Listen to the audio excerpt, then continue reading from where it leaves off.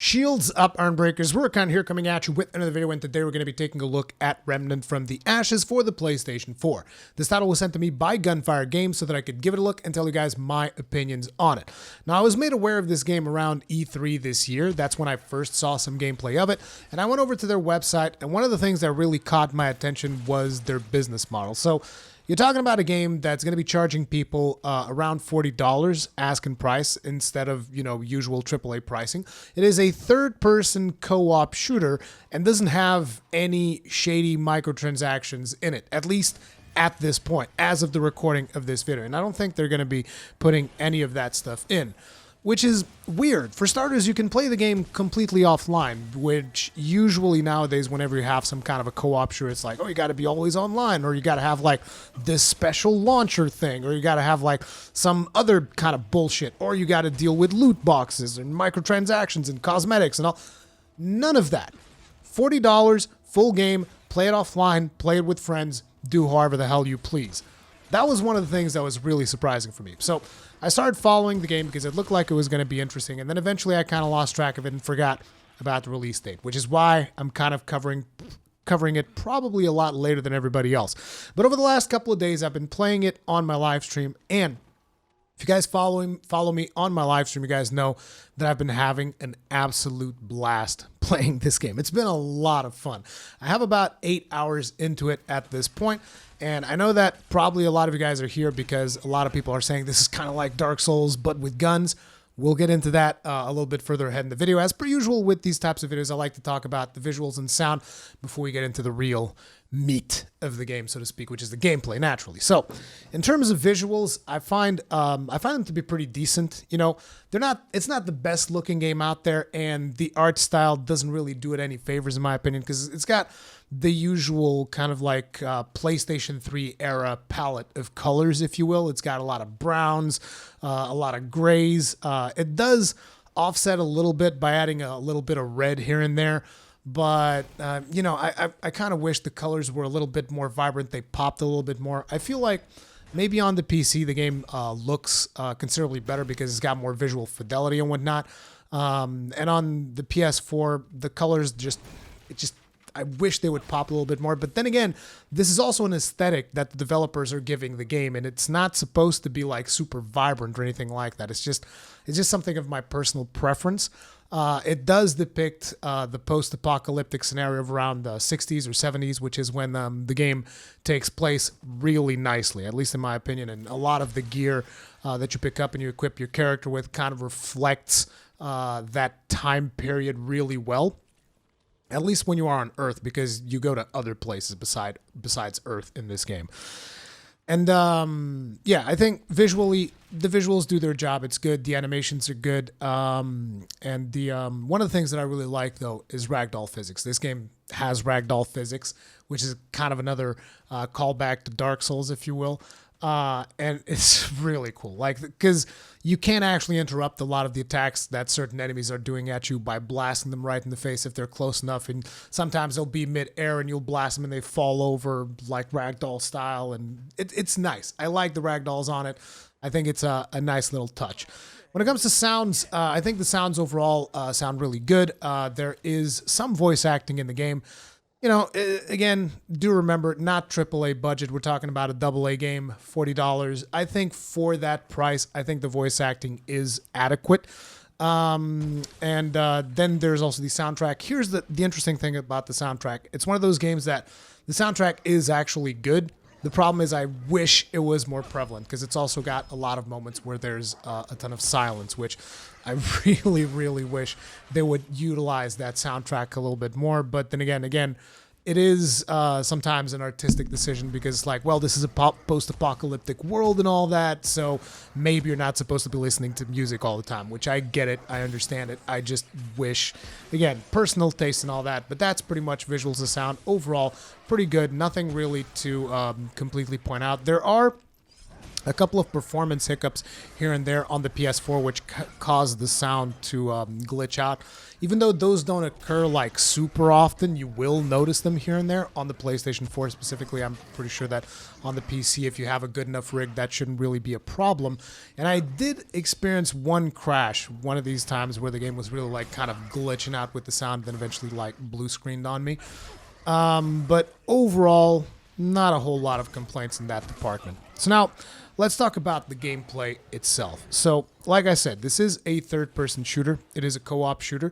You can play it solo, and some people might think, oh, but it's going to be like super hard and solo, and you probably want to team up with other players. And I don't actually think the game is that hard. Now, it took me quite a lot of attempts to beat the first boss, but that was because I was stubborn, and the game even gave me a message saying, hey, right before the first boss, there's like a tutorial message popped up. Hey, you know, you have quite a couple of upgrade materials. You should probably go upgrade your equipment before this fight. That was the game's subtle way of telling me, you know, why don't you go back to base and upgrade? And they even gave me a checkpoint and everything. And I was like, no. So I died quite a few times on the first boss because I was just being a stubborn little idiot. But yeah, there's a lot of options for you to upgrade your gear, and that is another one of those kind of like callbacks to Dark Souls. For starters, right before you ever do a boss fight, there's a fog gate, and even the animation of your character kind of walking through the fog gate, very much Souls-like. And then in terms of upgrading your equipment, it's also very similar to Souls. Like you'll have a set of armor, and you'll be able to equip it using iron at the very beginning. And then eventually, once you get it up to +5, you're going to need another material, which is going to be like forged iron, if I remember correctly. So those kind of work like your Titanite shards, and then your large Titanite shards. Then you're going to need some other material. And then depending on the type of weapon that you're upgrading, you might also need to use specific materials, which kind of reminded me of Twinkling Titanite, for instance, for whenever you have like a boss weapon, which I happen to have one that I've unlocked as I was playing through the game. So in that aspect, you know, in terms of equipping your character, upgrading your gear, and, you know, the fog walls and some of that stuff, there are a lot of Dark Souls callouts. But in terms of the way that... oh, yeah, also, there is naturally a stamina gauge for rolling, and you can roll dodge, and you have invincibility frames when you're rolling. But, you know, other than that, when you get to the shooting, it is very much, you know, typical third-person shooter. You actually aim. It's not like... there was another game that tried doing the whole Dark Souls with guns thing a while back. It was called Immortal Unchained. I didn't like that game at all. So it doesn't play like that at all. It has its own shooting mechanics and stuff like that. But it doesn't play like a looter shooter. So if you were expecting something like a looter shooter, this is not it. It's not like you're going to be killing enemies and, you know, guns are going to pop out of them and you're going to be like, oh, here's this special gun with all of these modifiers. Forget all that, okay? In this game, whenever you unlock a new gun, it's kind of a big deal because it's almost like you unlock a new play style, a new way to actually shoot enemies. So to give you guys an example, I've been focusing a lot on shotguns because I like using shotguns, right? First shotgun that you have in the game is going to... it either has 6 or 7 rounds. I don't remember right now. But basically, I unlocked a new shotgun as I was playing through the game. It was from a boss fight that I did. And that shotgun only had 1 round. So you basically have to shoot, reload, right? You guys are like, well, that's kind of a boring way to play. Yes, but it also came with a special mod that allowed me to lob poison grenades, for instance. They're not really poison grenades, but let's just call them poison grenades for now. And the thing is, even though that shotgun is somewhat unwieldy to kind of play because you have to constantly be reloading it, there's traits that you unlock as you level up. And one of those traits is Fast Hands, which speeds up the speed at which you reload. So then you're kind of combining the skills that you're acquiring in the game with a specific weapon that does a lot of damage but has this downfall of, you know, taking a bit... forcing you to reload after every shot, but you can get something to make up for it, and you're kind of starting to look at specific builds that you can do that take advantage of certain things that you unlock throughout the game. Now, each of the weapons that you equip, well, not each of the weapons, because you have like 2 range slots, so you have your main gun, your sidearm, which is not going, depending on the sidearm that you get, is going to usually be like a smaller weapon, but it is going to give you a different type of shot, right? You can have like a repeater pistol, which is very fast firing and doesn't deal that much damage. Or you can have a revolver, which, you know, deals a ton of damage, but you got your 6 shots and then you got to reload it. But basically you have your main gun, your sidearm, and then you have a melee weapon. Now, the main gun and the sidearm both have mod slots. Now, mod slots allow you to socket in a special ability. And as you shoot enemies and kill enemies, it's going to like charge up. Think of it like in Destiny terms. Whenever you are killing enemies, you start filling up your super meter. It's the same thing here, but you're filling up the meter for these special modifiers. And you can then activate them to do something special. So for instance, right now I'm running with one that allows me to throw a grenade that deals a ton of damage. Then I also have that shotgun that's got a poison grenade, so I'm basically running like a double grenade build. But at the start of the game, I was running something that allowed me to set the ammunition on my shotgun on fire, and that would deal fire damage to enemies, and eventually enemies could get a burn status and start ticking down damage. And on my sidearm, I actually had this AoE healing effect, just to give you guys an idea of the range of abilities that you can get. And that, again, it allows you to really specialize yourself in different play styles and just really make your own build around stuff that you like. To give you guys another idea, one of the special mods that I found somewhere along my playthroughs allowed me to get like this special Thorns aura, where basically my character would not be knocked back. It had like, I think, damage reduction. And on top of it, whenever an enemy hit me with melee damage, they would get 200% of that damage back. So you can combine that with more damage resistance and stuff like that, and skills that increase your own melee damage, so that you're constantly running in and do a more melee focused build. Just to give you guys an idea of the variety that you kind of have going around this. And there's a bunch of traits that give you access to a bunch of more different stuff. So as you guys know, I like doing builds and experiencing different playstyles, so this is something that I really like. One of the things that I still don't know exactly how it works is respecking. At this point, I haven't been able to respec, so I don't know how that works. Again, I'm still only about 8 hours in. But yeah, that's one of the questions that I have as to how am I going to be able to respec often? Am I going to be able to do different builds, try out all of these different things? Because there are a lot of things that I'm seeing that are going to be interesting in that way. Another thing that I really like about it is that you have 3 pieces of armor that you can equip. These actually have armor and stats and stuff like that. You have a head piece, a chest piece, and legs. Then you also have 2 ring slots and an amulet. So the ring slots and the amulet, naturally, they're going to give you different stats. Like right now I have a ring that gives me additional health, and then I have another one that increases my crit whenever I kill an enemy. And I think my necklace also reduces my reload time or something along those lines, right? So those are going to give you stats. But the cool thing is that every single piece of armor that I've seen so far has a set bonus around a theme. So for instance, the Drifter armor has something that reduces your stamina usage, so you can dodge more often, you can run more. I had another one that had increased melee damage, I want to say, which was like the strike. It's not striker, it's whatever the melee class was. And I've seen other sets that are really interesting, like there's this one that increases your critical chance whenever you do a perfect dodge, so dodging through the invincibility frames of your roll. Whenever you do a perfect dodge, it increases your critical hit chance, which is pretty good. And each of the pieces, right, each of these pieces of armor is going to give you a little bit of that. And then if you get 2 pieces, it increases that. Then you get 3 pieces, and you get a lot more. So say, for instance, the one that reduces stamina, I think it's like you put 1 piece in, you get 10% damage stamina reduction. You put 2 pieces in, you get 20. 3 pieces, 30, right? And so on and so forth. So I like that. So you can kind of mix match and get a little bit of a lesser effect of some of the skills that you want, or you can really specialize and get yourself a 3-piece bonus and get a nice chunky skill boost. So that is really cool. And then you can just like combine all of that stuff together with your guns and your mods and all of these other different things and really get yourself a build and specialize in that. And now you guys might be wondering, okay, so what are the levels like? And that's one of the really interesting things. So this game is completely procedurally generated, right? You're going to have random events, random dungeons. But the interesting part is that this game kind of reminds me a little bit of Diablo 2, if you guys ever played that. And in Diablo 2, whenever you went into an area, that area was random. If you exit out the game and you launch the game again, that area would be random again.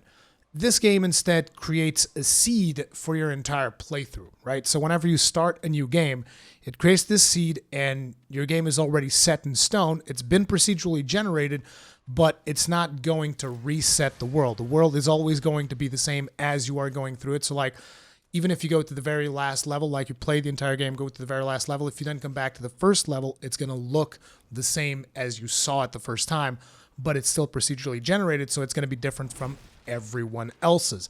So whatever you experience in your playthrough is going to be unique. And what I mean by this is that there are different events that can take place. And I don't want to mention a lot of them because I don't know exactly how many events the game has. So I don't want to spoil these different variations of things that can happen in game, but a really interesting one happened to me and I wanted to share that one with you. So I started playing the game solo, and then eventually I joined up with one of my friends, Kegrin, and we've been playing it co-op because at the end of the day it is a co-op shooter and I wanted to play with a friend. Whenever you do co-op, by the way, the monsters, they scale. They get more damage, there's more mechanics like the game throws more monsters at you, stuff like that, right? And the scaling is based around the equipment level of the highest person in the party. So a very important thing is that, you know, if you have a friend of yours that plays a crap ton and he's like, oh, dude, I'll totally carry you through it, he probably can carry you through it. The problem becomes if you join him or he joins you, the world is going to be scaled in such a point that you yourself are probably going to be getting one shot. That's the way that kind of works out. It balances out in favor of the person with the highest gear.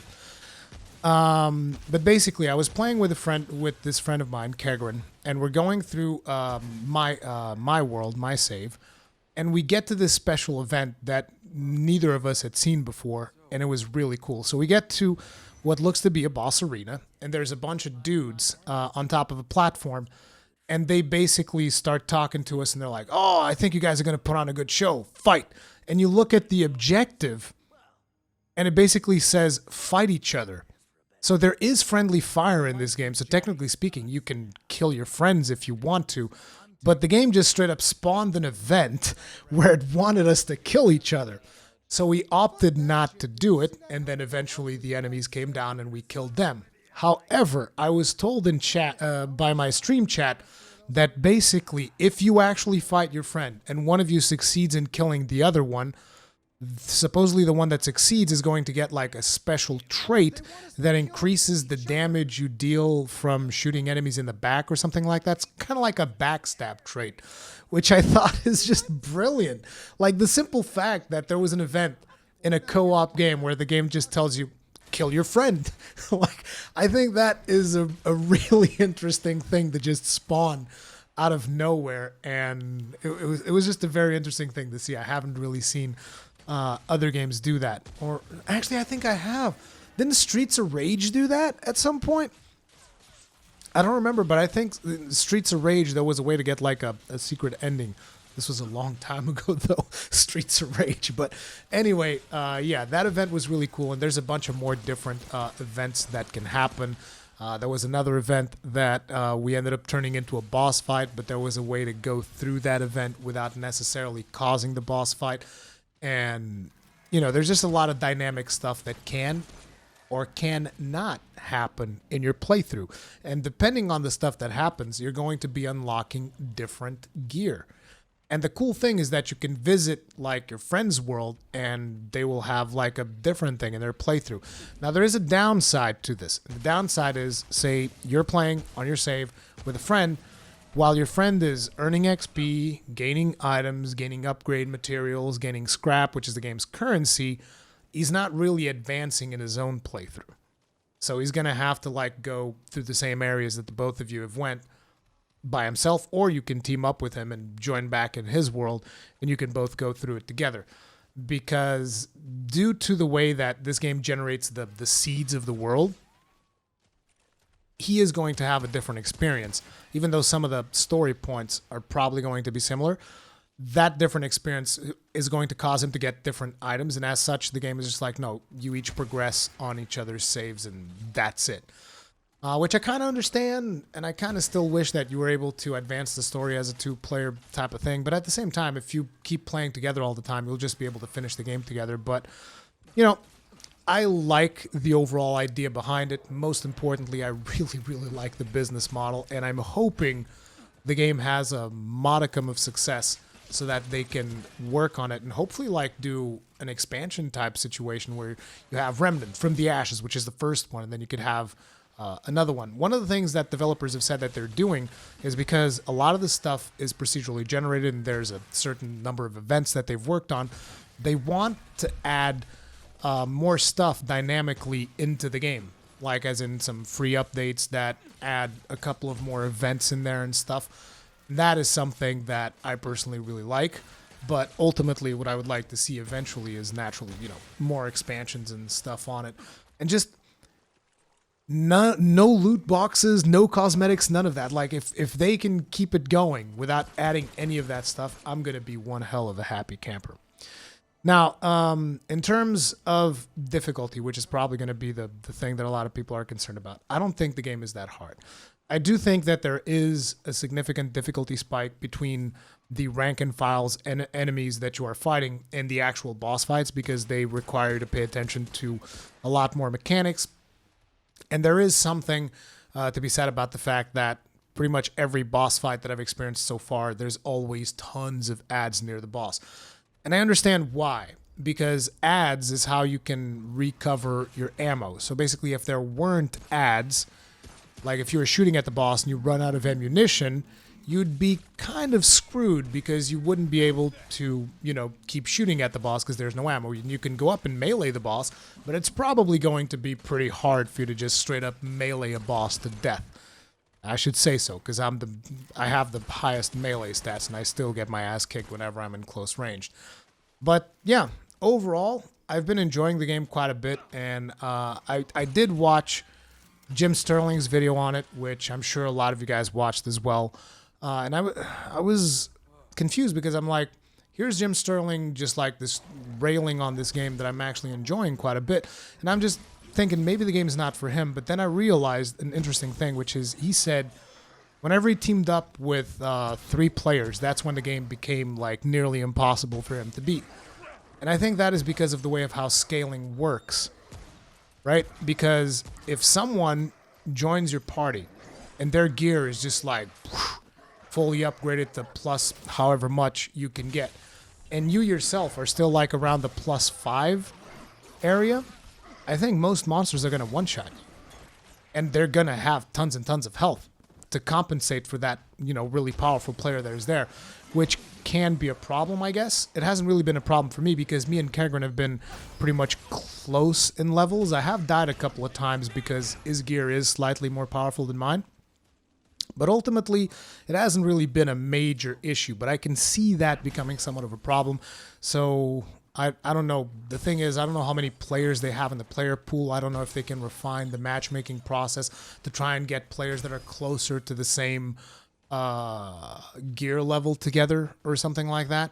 So I don't know how that stuff is working. But then again, when I play a game like this, I'm mostly concerned about playing with friends, not really randoms.